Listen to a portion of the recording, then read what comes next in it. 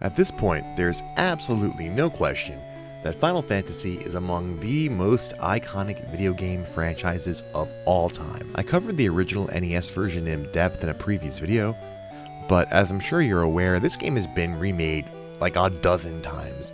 PlayStation, GBA, PSP, Pixel Remaster. But you know, the Dawn of Souls version was based on a Japan-only remake for a handheld. Did you know that? Well, you do now, so hey, let's dive right in. The first time Final Fantasy was ever remastered was around December of the year 2000 for a Japan-only handheld from Bandai, the Wonderswan Color. It's a really cool little device. It was developed by Gunpei Yokoi, who you may remember as the man responsible for both the Famicom, which we call the NES, and the Game Boy. That's right, once head of Nintendo's R&D, Yokoi went on to work for a company called Koto Laboratory. Unfortunately, this accomplished genius passed away shortly after developing the original Wonderswan in 1997. The Wonderswan had a 16-bit processor and boasted more power and battery life than both the Neo Geo Pocket Color and the Game Boy Color, and it had a unique layout with 2 D-pads. This layout allows for games to be played in portrait mode with the second D-pad acting as 4 buttons. This means the Wonderswan can be held either vertically or horizontally. The Wonderswan Color does not have a backlight and thus boasts an incredible 20 hours of gameplay time off a single AA battery. This nifty little device also has a refresh rate of 75 milliseconds, meaning it could display up to 75 per second, which means the animation looked much smoother than what could be achieved on a home console. But that's enough about the Wonderswan itself, let's talk about the game. If you've ever played Dawn of Souls, either on the GBA or the PlayStation, the reworked graphics probably look really familiar to you. The idea here was to update the graphics to be on par with the Super Famicom. Not only have all the game's assets been completely redesigned to fit into a 16-bit world, but many of the visuals in the dungeons and other areas have been improved to make even more sense, like the columns of light in the Castle of Trials and the stone pillars in the marsh. It's obvious that this game looks worlds better than the NES game that came before it, and it also sounds a lot better. Maybe not a lot better, maybe a little better. Handheld audio has never been fantastic, and the audio here is decent, but nowhere near as good as the PlayStation and PSP versions. This 2000 release marks the first appearance of a new Final Fantasy logo, whose template would be used for every title in the franchise going forward. A really cool addition here is the cutscenes that may look familiar as they were kept in subsequent versions, like the building of the bridge or the descent into the underwater temple. Still, the biggest improvements in this version of Final Fantasy are the myriad quality of life improvements that make this game a much more pleasant experience than the original Famicom version. In fact, I found out about this game around the time of its release, before Dawn of Souls, and I wanted desperately to play it. I remember that I ordered it from a website that specialized in imported games and consoles, but I was really broke at the time, so I don't think the order was ever actually processed. I got no email confirmation or anything, and honestly, it was so long ago, I don't know if the money was taken out of my account. I have absolutely no idea. Today, though, I'm excited to be the proud owner of the Wonderswan Color Final Fantasy Special Edition. This version of the game plays much faster than its NES counterpart. The menus are a lot more intuitive on top of that.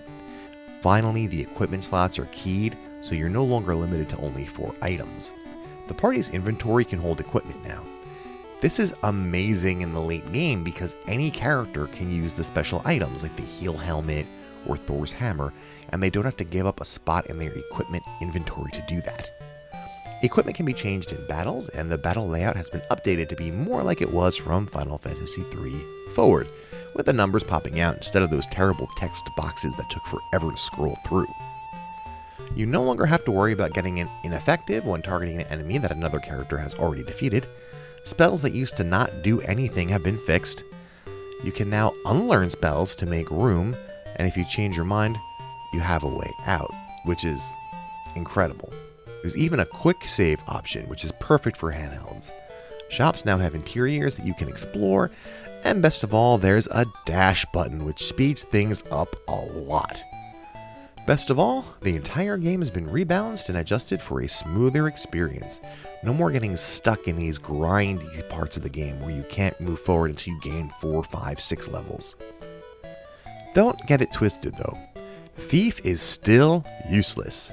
As a matter of fact, for fun on this playthrough, I used a party that was built around doing as much melee damage as possible, while still keeping some variety. And among a fighter, black belt, thief, and red mage, from beginning to end, the thief was far and away the weakest member of the party, never making a single meaningful contribution. Well, except for casting temper and haste on the other fighters at the end. For this video, I used an unfinished translation, so a lot of the text is still in Japanese, and the translator didn't credit themselves, so thank you, whoever you are. Luckily, I was able to figure it out just based on intuition. What struck me in particular about this update are that several bugs were not fixed, including the critical hit bug, the Peninsula of Power, and the special weapons.